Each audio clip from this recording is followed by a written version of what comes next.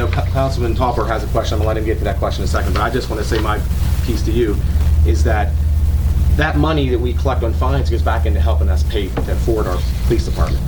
And it seems to me, and I know the rest of our council recognizes the fact that it seems like our officers don't see that picture and don't feel that doing traffic enforcement is not an important role of their job here. I know we're busy, 413, that's probably the most calls we've had all summer, 413 calls in a month. I mean, guys are definitely busy, which I'm not taking away from that, but I also I think we need to have a restart of priorities on what we do with that. Because like I said, you are not required to be doing traffic. Our captain is. I know you like to do it because it gets you out of the office and gives you a little bit of a stress relief, and I totally understand that. Trust me. Even though when you're writing tickets, I'm sure that people aren't nice to you when you're giving them tickets. So I mean, it's a full circle thing. But we don't really require our captain to do traffic or our detective, and then Corporal Ruff, he's with the Auto Theft Task Force. So I mean, that's why when we see their numbers, what they are, we're not expecting that. But when we look at the patrolmen, who are the newest members of our lowest rank of our department, I mean, those are the ones that we wish that would be turning in the numbers. But I know it's 1 month, but this is like 2 months in a row that we're having really low numbers on our fines and our production. So with that question on fines, I'm gonna let Councilman Topper. He had a good question, and I know that you'll be able to answer it. In the realm of I need to be educated before I have too many opinions. When you make felony arrests, like you discussed previously at meetings, and you guys are out there making drug arrests, and the K-9's obviously been very active, and things that may draw away from regular everyday traffic citations, which is a number obviously that we look at and use to measure performance, I guess.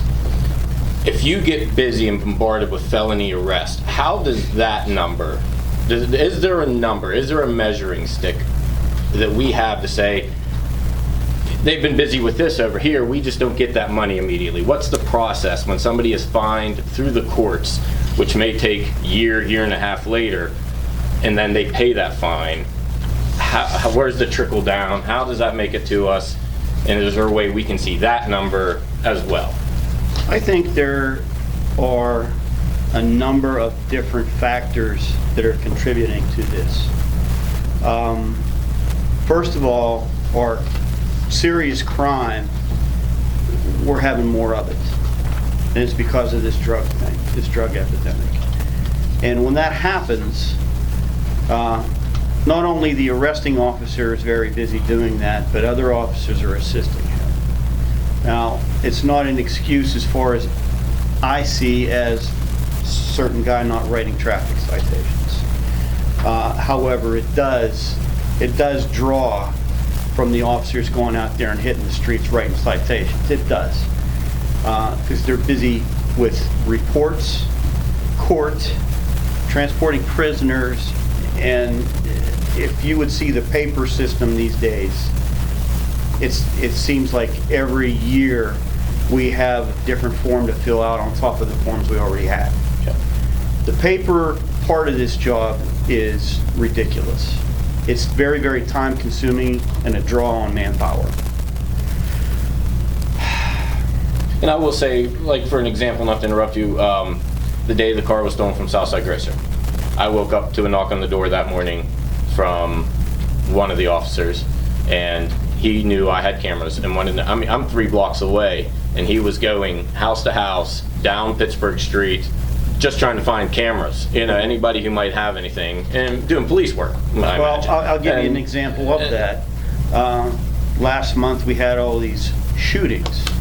We had we had 2 residents that were taking turns getting shot. Now you can kind of piece that together yourself on who's doing what.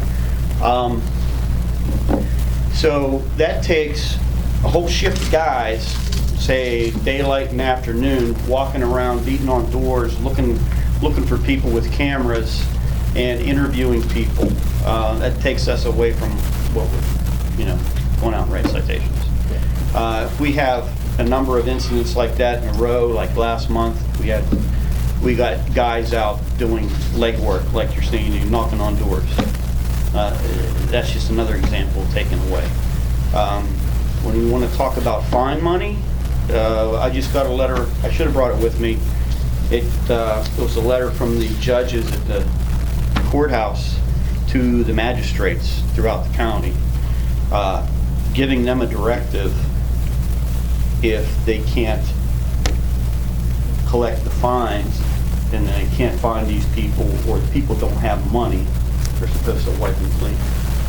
So, I mean, if they're not forced to pay, then we're not getting it. Yep. So, I can get a copy, and I can give a copy to all council and mayor, and, you know, you can see exactly what I'm talking about. Is there a number So of now- fines outstanding? Do we get to see that number of, you know, are we just not, is it a problem of we're collecting Well, the less of it? magistrate covers a bunch of different municipalities, so I would have to request that from, Yeah, that could be a drain on his office staff too. I don't yeah. know if I could get that, but Okay. That's I really all was- the only questions I really had. Perfectly I explained. mean, it's not just one thing, it's a number of contributing factors that are causing this.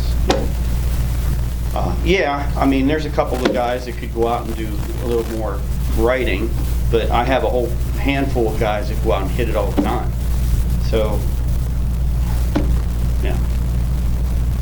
Everybody's built a little different. They have different personalities, they have different ways of doing their job. I get it.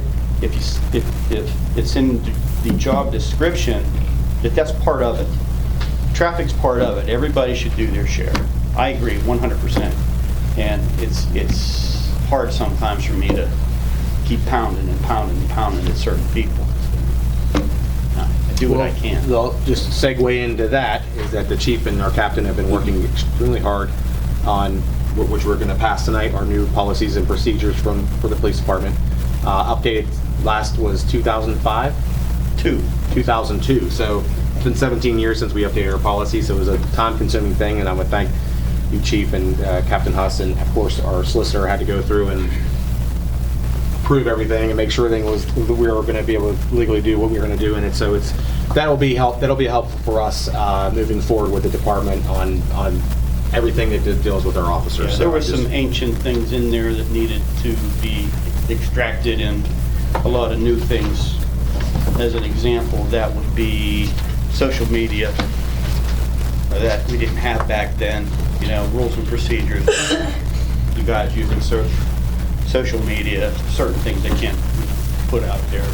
So here's one question from, I've had several city residents message me about it, and I figure I'd ask you, is their request was to have our new canine officer, Officer Garlick and Officer Ambrose, do some neighborhood